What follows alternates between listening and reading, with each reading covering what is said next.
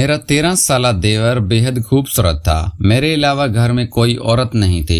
हम घर में 3 ही अफराद रहते थे। शादी के बाद जब मेरा शौहर पहले दिन काम पर जाने लगा तो मुझे कहा कि देवर को खाना भी तुम अपने हाथों से खिलाओगे और कपड़े भी तुम अपने हाथों से पहनाओगी। खाने तक तो बात ठीक थी, लेकिन कपड़े ये सुनकर मैं थोड़ी सी परेशान हो गई थी। मैंने कहा यह सब कैसे? वो इतना बच्चा भी नहीं है कि मैं उसको कपड़े पहनाऊं, वो खुद पहन सकता है। मेरा इतना कहना था कि मेरे शौहर कहने लगे कि उसको अपना छोटा भाई समझो। वो इतना कहकर अपने काम पर गए। मैं घर के कामों में मसरूफ थी और परेशानी की हालत में अपने शौहर की बातें सोच रही थी कि मुझे देवर के कमरे से भाभी भाभी की आवाज़ें आई। मैं सब काम छोड़कर जैसे ही कमरे में दाखिल हुई तो देखा तो जान ही निकल गई, क्योंकि सामने मेरा देवर अपना पूरा। मैं शादी होकर अपने ससुराल आई तो देवर उस वक्त 13 साल का था, प्यारा सा लड़का था। शादी की रस्में खत्म हुई और मैं अपने कमरे में आ गई। मेरा मूड बहुत खराब हो चुका था। उस पर एजाज भी मेरे कमरे में देर से आए तो मैं बिल्कुल बेसुरी बैठी थी। वो मेरे पास आकर बैठे तो मैंने उन्हें गुस्से से देखा। मुझे यूं बरहम देखकर कहने लगा, क्या बात है रुबीना? फिर वो समझे कि शायद वो काफ़ी देर कमरे में आए हैं, इसीलिए मैं नाराज़ हूँ। कहने लगे, मेरे दोस्त आज मेरा पीछा ही नहीं छोड़ रहे थे। तुम तो जानती हो ऐसे मौके पर दोस्तों की फरमाइशें उरूज पर होती हैं। बहरहाल फिर एजाज की तारीफ सुनकर मेरा मूड बहाल हो गया था।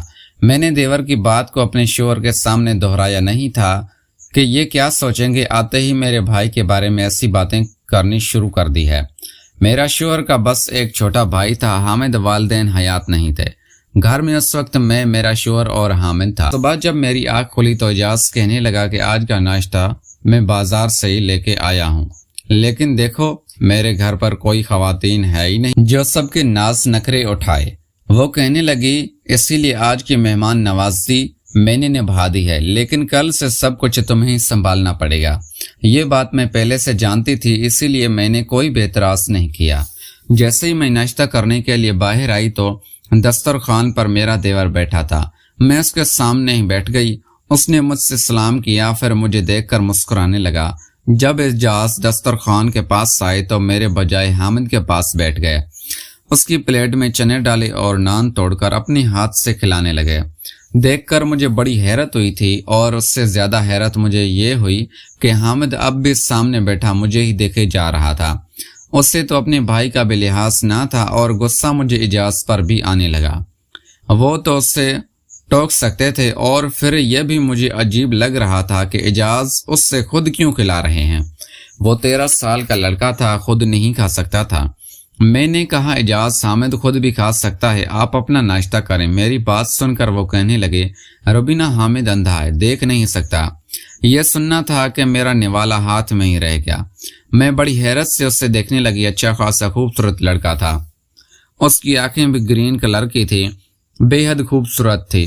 मुझे ना जाने क्यों बड़ा ही दुख और अफसोस हुआ था कि उसकी आंखों में नूर नहीं था, वो देख नहीं सकता था। और मैंने ना जाने दिल में उससे कितना बुरा भला कह चुकी थी। एजाज के चेहरे पर संजीदगी लग गई। कहने को हामिद बचपन से ही अंधा है, देख नहीं सकता। उसका बहुत इलाज करवाने की कोशिश की, लेकिन डॉक्टर कहते हैं कि ऑपरेशन से भी कोई फायदा नहीं है।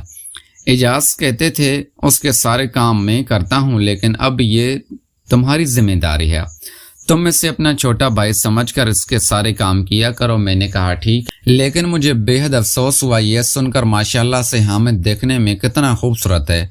क्या ही अच्छा होता कि यह देख भी सकता।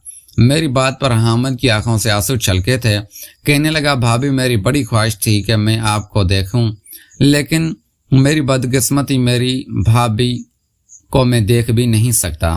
कुछ देर पहले जो मेरे दिल में हामिद के लिए नफरत जज्बात थे वो अब हमदर्दी में बदल चुके थे, लेकिन मेरे होश इस वक्त उड़े जब एजाज ने अपनी ड्यूटी करनी शुरू कर दी। जब वो अपने काम पर जाने लगे तो मुझसे कहने लगे कि हामिद को खाना भी तुम अपने हाथ से खिलाओगे और कपड़े भी तुम ही पहनाओगे। खाने तक तो बात ठीक थी, ये सुनकर तो मेरा दिमाग थोड़ा सा चकराया था। मैंने कहा, एजाज ये गैर मुनासिब किसी बात है, मैं कैसे इससे कपड़े बदलवा सकती हूँ। कहने लगे कि छोटे भाइयों की तरह समझो, इससे, यार अब मैं ऑफिस के काम संभालूं या इससे संभालूं, बहरहाल तुम खुद ये कर लेना।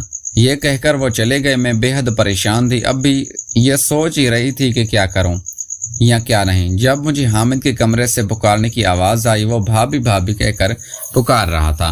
मैं उसके कमरे में गई तो वो पैंट और बनियान खड़ा था। कहने लगा कि यह शर्ट मुझे पकड़ा दे, ना जाने भाई ने कहाँ रख दी है। पूरे बेड पर हाथ मार मार कर थक चुका हूँ, लेकिन समझ नहीं आ रही। इसकी शर्ट बेड के किनारे पर रखी हुई थी। मैंने वो शर्ट उससे पकड़ा दी। उसने शर्ट पहन ली, लेकिन बटन वो टेढ़े बंद कर रहा था।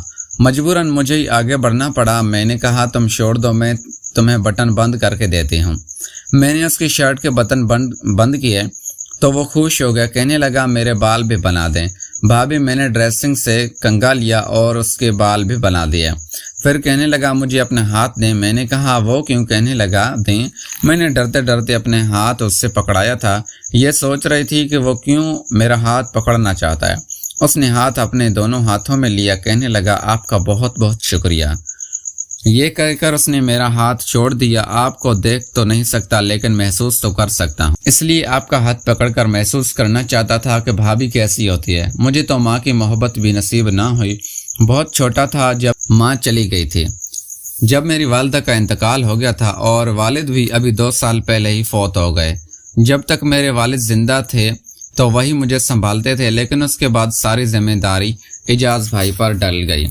और शादी के बाद आपने भी चंद दिन अच्छे नहीं गुजारे कि मेरा बोझ आप पर पड़ गया।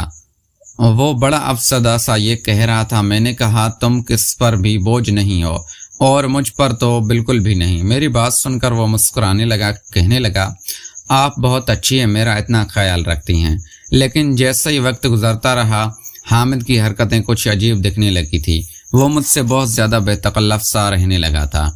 प्यारे दोस्तों, अगर आपको ये हमारी कहानी पसंद आई है तो इस वीडियो को लाइक करके चैनल को लाजमी सब्सक्राइब करें। मिलते हैं अगली वीडियो में। Thanks for watching.